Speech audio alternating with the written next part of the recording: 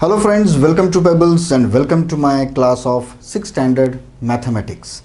आज हम देखेंगे टॉपिक ट्रायंगल्स। ट्रायंगल्स के कितने टाइप होते हैं और उसकी क्या क्या प्रॉपर्टीज़ होती है वो आज हम इस टॉपिक में देखेंगे। ट्रायंगल, इसमें ट्राई और एंगल्स। ट्राई का मतलब होता है तीन। ओके, आपको ये लैटिन वर्ड्स जो है या ग्रीक वर्ड्स जो है वो पता होने चाहिए।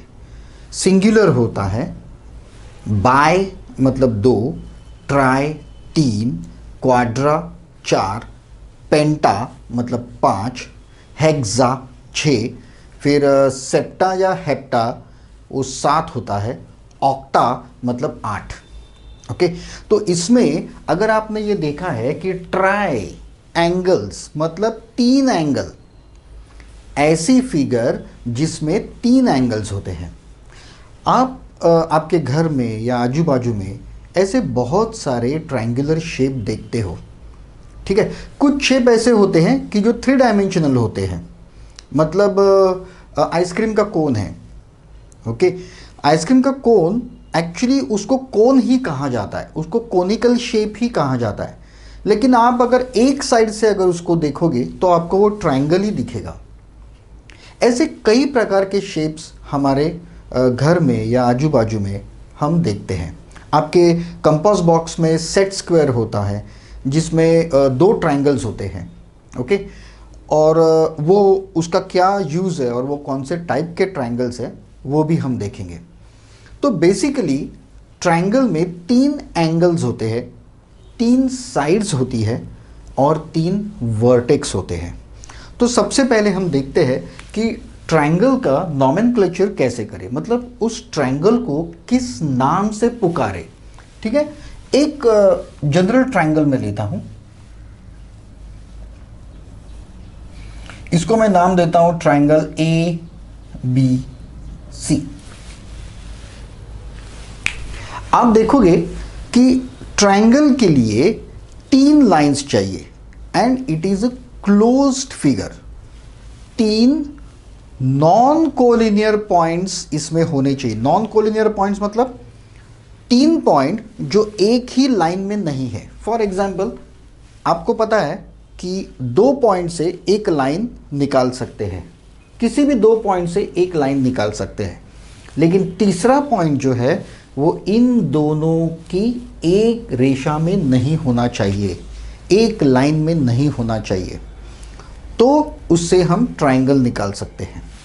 तो ये ए बी सी जो 3 पॉइंट्स है वो नॉन कोलिनियर पॉइंट्स हैं और इन तीनों पॉइंट एक दूसरे को जोड़ते हैं। कौन सी सेगमेंट से? ए बी, बी सी और सी ए। और ये एक क्लोज्ड फिगर है। अगर 3 पॉइंट आप लेंगे और कैसे भी ओपन फिगर अगर आप उसमें आप रखेंगे तो उसे ट्रायंगल नहीं कहा जाएगा, ये एक क्लोज फिगर होनी चाहिए। ठीक है, अब ये जो ट्रायंगल है उसमें क्या क्या है? 3 पॉइंट्स हैं जिसको हम वर्टेक्स ऑफ ट्रायंगल कहते हैं। ठीक है, अभी इसमें तो हमारी पहली प्रॉपर्टी हो गई वर्टेक्स। वर्टेक्स कौन से हैं? ए बी और सी। अब इसमें 3 साइड्स है। ये जो लाइन सेगमेंट्स है इसे हम कहेंगे ट्रायंगल के साइड्स। तो सेकंड हो गए sides.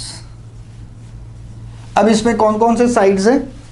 A B, B C और सी ए। ए बी, बी सी और सी ए। अब जरूरी नहीं है कि आप इसको ए बी ही कहे, आप इसको बी ए भी कह सकते हो, आप बी ए कह सकते हो, सी बी कह सकते हो, ए सी कह सकते हो। लाइन सेगमेंट तो एक ही हो गई, उसके नाम सिर्फ आपने रिवर्स ऑर्डर में लिए हैं, दैट्स ऑल। अब और इसमें क्या है? इस फिगर में और क्या है? इस फिगर में 3 एंगल्स है। ये एक एंगल है, ये एक एंगल है और ये एक एंगल है। 3 एंगल्स है इस फिगर में। सो we have angles, angle A, angle अगर आप साइन में लिखना चाहते हो तो उसको ऐसे साइन में लिखते हैं, this is substitute for angle, angle B and angle C. Combining all of this, इस फिगर को हम क्या कहेंगे? इस फिगर को हम कहेंगे ट्रायंगल ए बी सी। आप किसी भी पॉइंट से शुरू कीजिए और एंटी सर्कुलर, एंटी क्लॉकवाइज या फिर क्लॉकवाइज ऑर्डर में उसके नाम लिखिए। और ये जो ट्रायंगल है उसको हम ऐसे भी लिख सकते हैं, triangle A C B, triangle B C A, किसी भी प्रकार से हम लिख सकते हैं, ठीक है, उससे कोई फर्क नहीं पड़ता।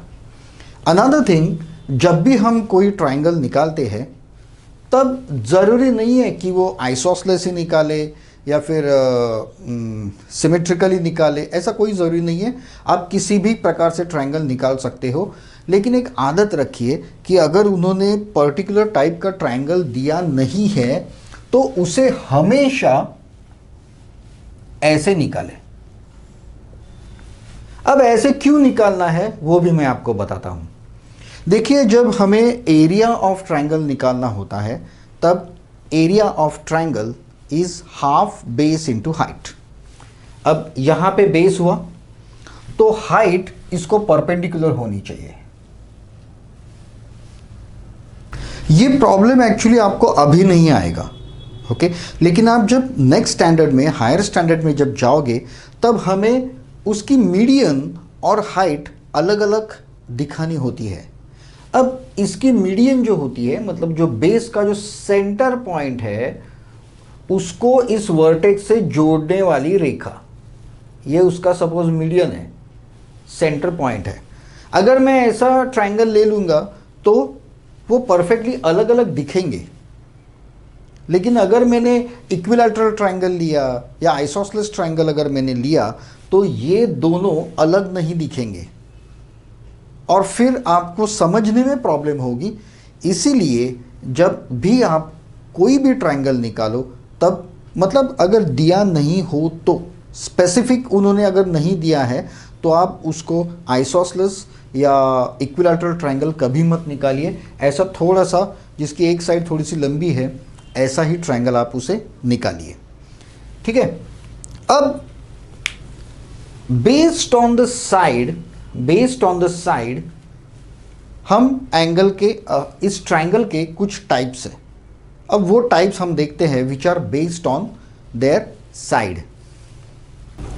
Based on its sides triangle के 3 टाइप्स होते हैं। एक होता है इक्विलैटरल ट्रायंगल जिसमें तीनों साइड्स सेम होते हैं और तीनों एंगल्स,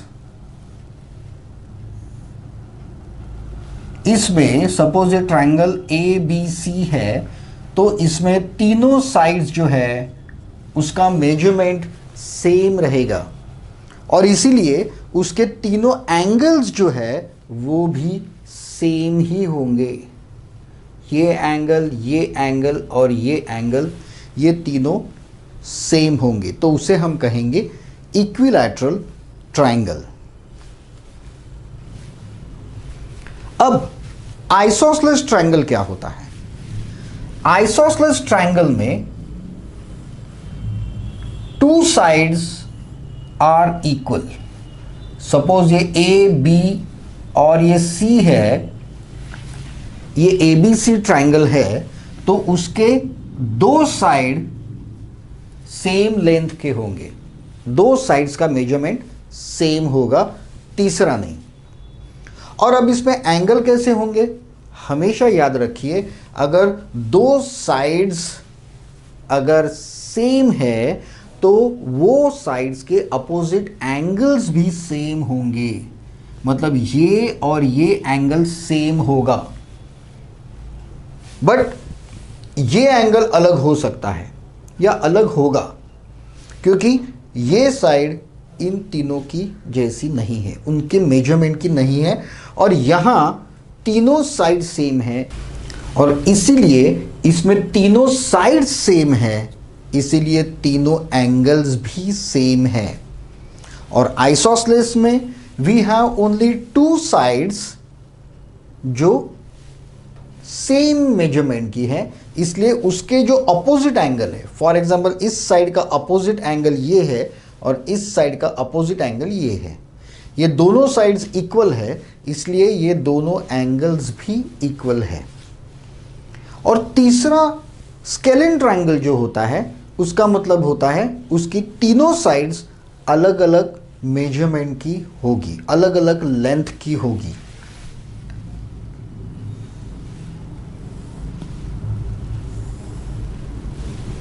तो ये हुआ ट्रायंगल ए बी सी, इसमें तीनों साइड्स और तीनों एंगल्स अलग अलग है, तो उसे हम कहेंगे स्केलिन ट्रायंगल,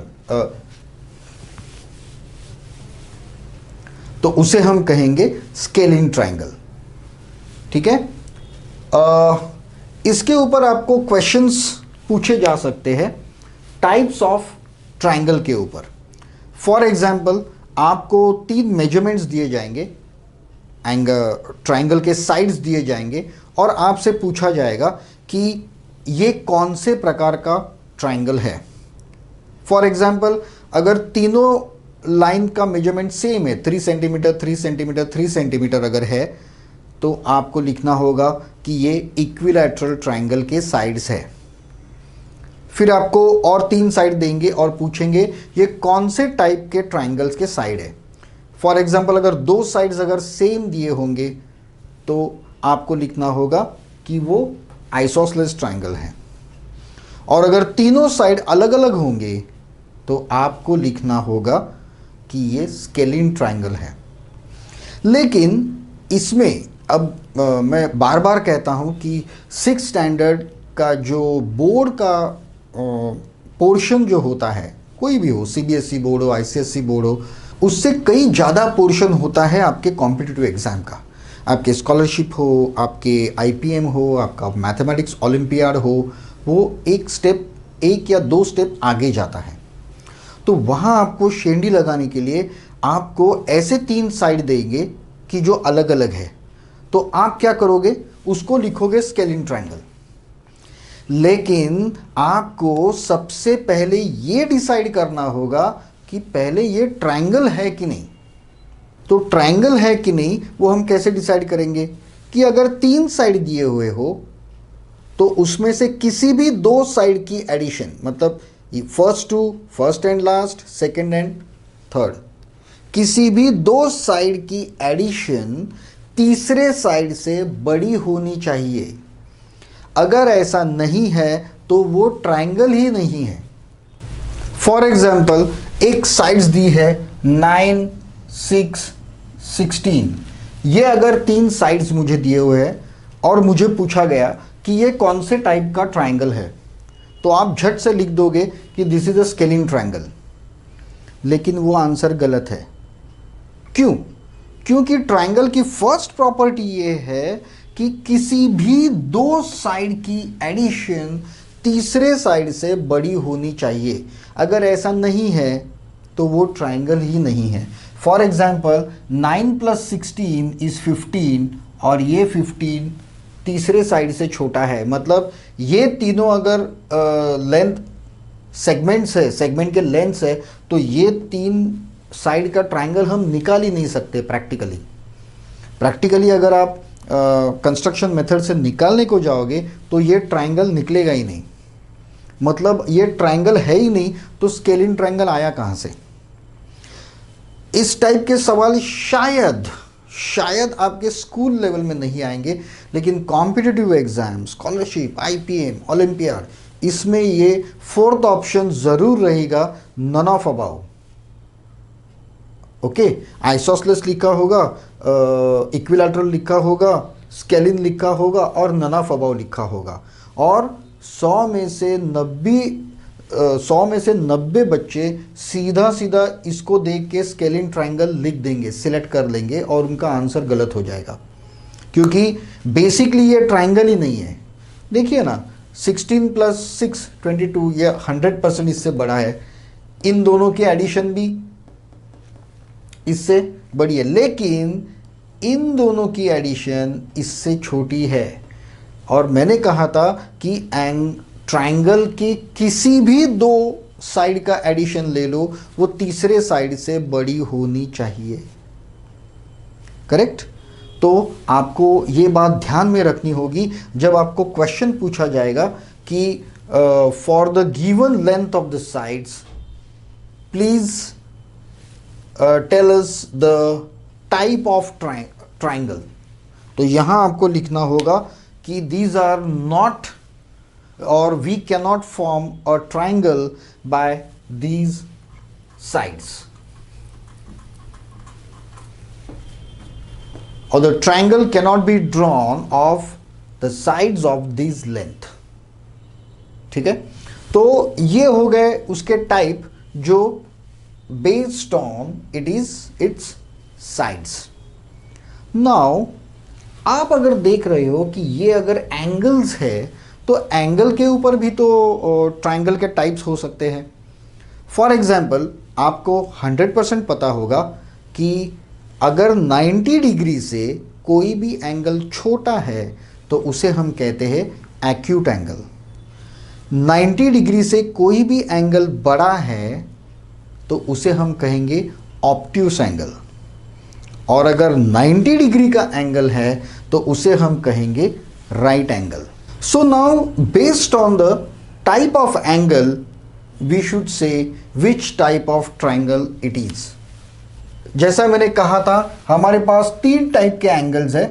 एक है एक्यूट एंगल, दूसरा है ऑब्ट्यूस एंगल और तीसरा है राइट एंगल। तो अगर कोई भी ट्रायंगल ऐसा है जिसके सारे एंगल्स एक्यूट हो, लेस देन 90 डिग्री हो, तो इसे हम कहेंगे एक्यूट एंगल ट्रायंगल। मैं शॉर्ट फॉर्म में लिख रहा हूं, ओके? मैं यहां पे साइंस का यूज कर रहा हूं, आपको चाहिए तो आप उसको फुल फॉर्म में लिख सकते हैं, एक्यूट एंगल ट्रायंगल। ओके? इसके तीनों एंगल जो है वो लेस देन 90 डिग्रीज है। नाउ अगर ट्रायंगल में एक एंगल अगर 90 डिग्री है, कोई भी एक एंगल अगर इसमें 90 डिग्री है, ट्रायंगल ABC, ये अगर 90 है तो इसे हम कहेंगे राइट एंगल ट्रायंगल। इसे हम कहेंगे right angle triangle. Okay?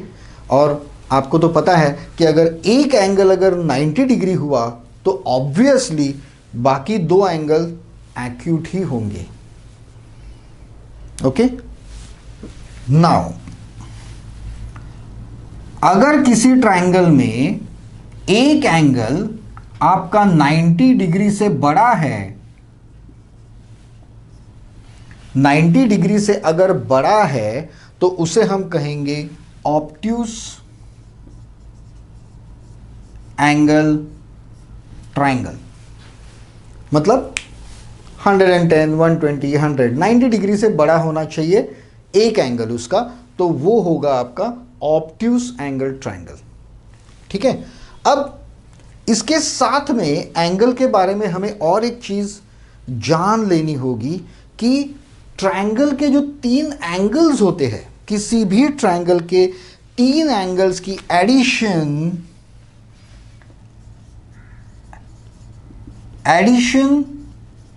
of angles of triangle is equal to 180 degrees। Triangle के तीनों एंगल्स की एडिशन हमेशा 180 डिग्रीज होगी। ओके? अब और एक चीज मुझे आपको बतानी है, ये तीन एंगल्स है, ये तीनों एंगल्स को, since this is a closed figure, इसे हम कहेंगे इंटरनल एंगल्स। ओके? और अगर इस लाइन को मैंने एक्सटेंड किया यहाँ पर ये हुआ इंटरनल एंगल, तो ये हुआ एक्सटर्नल एंगल, वो उसका एक्सटर्नल एंगल उसे कहा जाएगा। ओके, ये सिर्फ मैं आपको बता रहा हूँ कि ये एक्सटर्नल एंगल कहा जाएगा। शायद किसी बोर्ड के पोर्शन में एक्सटर्नल एंगल है नहीं अभी इमीडिएटली, लेकिन आपको ये तो याद ही रखना होगा कि addition of the angle of a triangle is 180 degrees.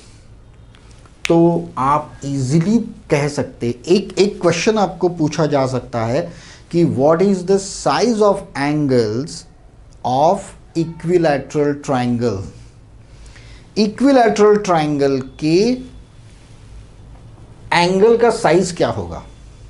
अब आपको तो पता है कि इक्विलैटरल ट्रायंगल के तीनों एंगल्स सेम साइज के होंगे, और इसीलिए you have to just say 180 divided by 3 is 60। तो इक्विलैटरल ट्रायंगल का एंगल्स हमेशा 60 डिग्री के ही रहेंगे। ओके, अब ये एंगल आपको पता है 90, मैं लिख देता हूं यहां पर। लेकिन ये जो एंगल्स है स्केलिन ट्रायंगल या आइसोसेलेस ट्रायंगल, उसके बारे में आप कह नहीं सकते उसके एंगल का साइज क्या होगा, मेजरमेंट क्या होगा, आप कह नहीं सकते। लेकिन अगर मैंने आपको कहा, ऐसा क्वेश्चन आ सकता है आपको कि in an isosceles triangle, okay, in an isosceles triangle side AC and BC are same, are congruent, okay, and angle C is of 30 degree. Angle C is 30 degree. What is the size of angle A? ये question आपको पूछा जा सकता है। बहुत ही simple सा सवाल है ये। हमें पता है कि इन तीनों एंगल्स की जो एडिशन है वो 180 होगी। उसमें से अगर मैं 30 निकाल दूं, 180 माइनस 30 कर दूं, तो मुझे मिले 150। अब इन दोनों एंगल्स की एडिशन 150 है, पर ये दोनों एंगल्स कॉन्ग्रुएंट है, इक्वल मेजरमेंट्स के हैं। मतलब 150 divided by 2, so I have 75 degrees का ये एंगल हो गया। यहां पे मैं आपको कोई भी क्वेश्चंस, और ये इतना इजी है ये सब कि मैं क्वेश्चन आंसर सेपरेट लेके आपको कंफ्यूज नहीं करना चाहता। मैं आपको हर एक टाइप के क्वेश्चंस बता रहा हूं, किस टाइप के क्वेश्चंस आ सकते हैं और उसे कैसे सॉल्व किया जाता है। ठीक है, स्पून फीडिंग अगर मैं करता रहूंगा तो आप अपने आप कोई भी प्रॉब्लम सॉल्व नहीं कर पाओगे। अगर आपको सॉल्व करते समय, बुक के एग्जाम्पल सॉल्व करते समय कोई भी प्रॉब्लम आया, अगर कोई वर्ड प्रॉब्लम है या कोई सम अगर आपको नहीं आ रहा है, तो नीचे कमेंट में लिखिए, I will definitely give answer to that particular question. तो ये हो गए डिपेंड ऑन द एंगल्स। हमने देखा कि तीनों एंगल का जो एडिशन है वो 180 ही होगा, तो शायद हमें एक एंगल दिया जाएगा और दूसरे दो एंगल्स या दूसरा एंगल्स पूछा जाएगा कि find out the angles. Okay, again I am just telling you one thing, कोई भी पॉइंट है अगर वो यहां है तो this point will be called as the internal point of the triangle, and अगर एक पॉइंट यहां है तो इसे कहा जाएगा external point of the triangle. अभी शायद आपको इसकी ज़रूरत नहीं पड़े, लेकिन कभी कभी वो पूछ सकते हैं। बहुत सारे पॉइंट्स देंगे वहाँ पे, बहुत सारे, अंदर बाहर, ऑन द ट्रायंगल, और एक टाइप आएगा this is the point on the triangle, जो उसके साइड पर है। ठीक है, तो आपको अलग अलग पॉइंट्स दिए जाएंगे और आपको पूछेंगे कि state the points which are on the triangle, state the points which are inside the triangles, और state the points which are outside the triangle. तो ये आपसे पूछा जाएगा और आपको उसके आंसर देने होंगे, इसलिए ये मैं बता देता हूँ। जो ट्राइंगल के अंदर है वो हो गए आपके इनसाइड पॉइंट्स, जो बाहर है वो आउटसाइड पॉइंट्स, और जो साइड पर है वो हो गए on the triangle. Okay, so these are the aspects of the different types of triangles based on different types, based on side, based on angle। ये हो गए आपके different types of triangles। अब आपको और एक टाइप का क्वेश्चन शायद पूछा जाएगा, जब मैं आपको एक टाइप का क्वेश्चन पूछता हूं। सपोज एक लड़का है, यहां पे उसका घर है, ओके, और यहां पे उसका स्कूल है, ठीक है। और इस लड़के को घर से स्कूल जाने के लिए दो रास्ते हैं। एक तो वो ऐसे जा सकता है या फिर वो ऐसे जा सकता है। तो शायद आपको पूछा जाएगा कि इसको कौन से रूट से जाना चाहिए तो डिस्टेंस कम होगा। तो यहां पे एक्चुअली वो लोग आप देख रहे हैं कि आपको पता है कि नहीं कि any two sides, addition of the two sides of triangle is always greater than the third side. किसी भी दो साइड की एडिशन मेजरमेंट की तीसरे साइड से ज़्यादा होती है। इसीलिए वो अगर डायगोनली जाएगा, स्लैंटेड साइड से अगर जाएगा, तो वो जल्दी पहुंचेगा क्योंकि वो डिस्टेंस कम है। ओके, ये शायद आपको पूछा जा सकता है कि आपका नॉलेज देखने के लिए कि आपको प्रॉपर्टी ऑफ ट्राइंगल पता है कि नहीं। तो अभी एक स्टेप आगे जाकर हम ट्राइंगल के एरिया और पेरीमीटर की प्रॉपर्टीज देखते हैं कि पेरीमीटर क्या होता है और एरिया क्या होता है। Okay, now this is triangle ABC। आपको पता है this is angle A, angle B, angle C, and these are side AB, AC, CB। Now अगर आप यहां पर खड़े हो पॉइंट A पर, और यहां से चलते चलते आप B तक गए, फिर चलते चलते B से C तक, और फिर C से A तक अगर आप वापस आ गए, तो आप जितना डिस्टेंस कवर करोगे उसे कहा जाएगा the perimeter of the triangle.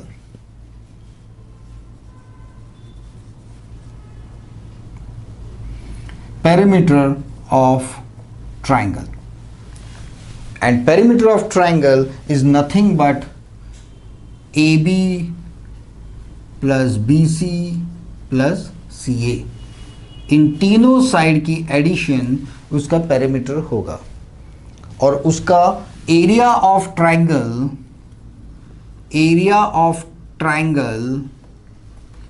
ABC कैसे निकालेंगे? ये अगर ट्राइंगल ABC है तो area of area triangle is equal to 1 upon base into height. अब बेस तो कोई भी साइड हो सकती है। सपोज यहां हमने अगर लिया बेस इज AB, तो हाइट कैसे निकालोगे? AB के सामने वाला जो पॉइंट है, AB के साइड, बेस अगर AB हमने लिया तो उसका जो अपोजिट वर्टेक्स है वहां से अगर आप एक परपेंडिकुलर निकालोगे तो this is your height and this is your base. Okay, so area of this triangle is 1 upon 2 base into height। अब एक चीज मैं आपको बताता हूं कि हमें ऐसी आदत होती है कि ट्राइंगल को हमेशा ऐसे ही देखने की आदत होती है, ठीक है। लेकिन अगर ऐसा ही ट्राइंगल है, सेम ट्राइंगल सेम शेप का है, ट्राइंगल A, B और C, लेकिन अगर ये दिया हुआ होगा ये, तो बहुत सारे बच्चे कंफ्यूज होते हैं कि अब मैं इसको बेस पकड़ूं, ये तो बेस नहीं है, उन्होंने ये हाइट दिया हुआ है तो ये बेस हो गया आपका। लेकिन ऐसी फिगर देखने की आदत नहीं होती हमारे आँखों को। बट माइंड वेल, एक ट्रायंगल का बेस आप कोई भी ले सकते हो। आप ए बी बेस यहाँ पे मैंने लिया है, तो सी से परपेंडिकुलर हाइट हो गई ए बी को। अगर मैंने बी सी अगर मैंने बेस लिया तो उसके सामने वाला पॉइंट वर्टेक्स कौन सा है, ए। तो ए से अगर आप परपेंडिकुलर डालोगे बी सी पर तो वो आपकी हाइट हो गई। अगर आपने ए सी अगर बेस ले लिया, जैसे यहाँ पे लिया है, ए सी अगर बेस ले लिया तो उसके सामने वाला वर्टेक्स कौन सा है, बी। तो बी से जब मैं परपेंडिकुलर डाल दूंगा ए सी पर तो वो होगी मेरी हाइट। तो याद रखिए, किसी भी फिगर को एक टाइप कास्ट मत कीजिए कि ट्रायंगल बेस और हाइट ये ऐसे ही होगा, हाइट मतलब वर्टिकली लाइन होगी। नहीं, ज़रूरी नहीं है ऐसा। ओके, ऐसा ज़रूरी नहीं है कि हाइट वही होनी चाहिए, वर्टिकली होनी चाहिए। जो बेस है उसके सामने वाला जो वर्टेक्स है वहाँ से जो लाइन निकाली जाएगी परपेंडिकुलर, वो होगी आपकी हाइट ऑफ द ट्रायंगल। कई बार ऐसा होता है कि ट्रायंगल की हाइट ट्रायंगल के आउटसाइड होती है। फॉर एग्जाम्पल, अगर ये मेरा ट्रायंगल है, ट्रायंगल ए बी और सी, और ये अगर मेरा बेस है ए बी, तो आप देखिए सी से ए बी तक सेगमेंट ए बी को मैं परपेंडिकुलर निकाल ही नहीं सकता, लेकिन इसका जो एक्सटेंडेड है वहां से मैं परपेंडिकुलर निकाल सकता हूं। तो ये हो गई मेरी हाइट। ठीक है, कई बच्चे यहां भी कंफ्यूज हो जाते हैं, उन्हें पता ही नहीं चलता कि सी से तो यहां परपेंडिकुलर हो ही नहीं सकता, मतलब क्या इस ट्रायंगल को हाइट ही नहीं है? नहीं, ऐसा नहीं हो सकता। तो याद रखिए, ये जो ए बी लाइन जो है, एक्सटेंडेड लाइन जो ए बी है, उसके ऊपर उसका परपेंडिकुलर सेगमेंट आ जाएगी और वही होगी आपकी हाइट।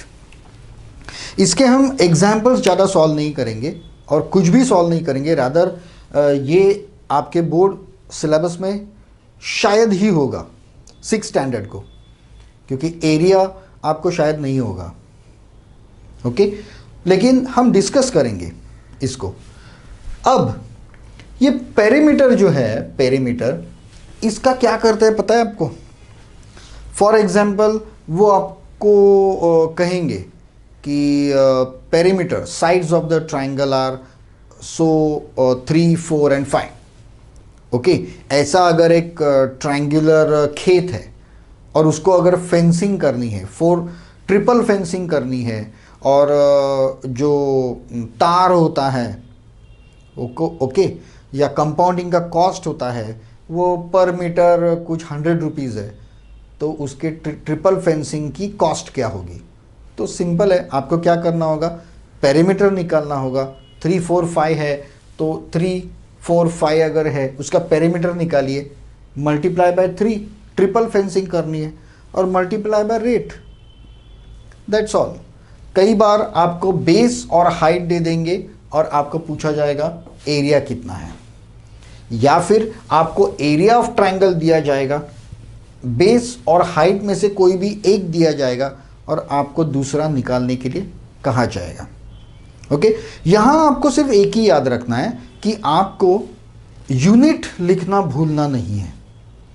अगर उन्होंने सेंटीमीटर लिखा है तो पेरीमीटर सेंटीमीटर में ही आएगा, और एरिया सेंटीमीटर स्क्वायर में आएगा या स्क्वायर सेंटीमीटर्स में आएगा। ओके, यूनिट मत भूलिए, अगर यूनिट आप गलत लिख दिया तो आपका आंसर गलत हो गया। So I think that's all in this triangle topic, triangle for the standard 6।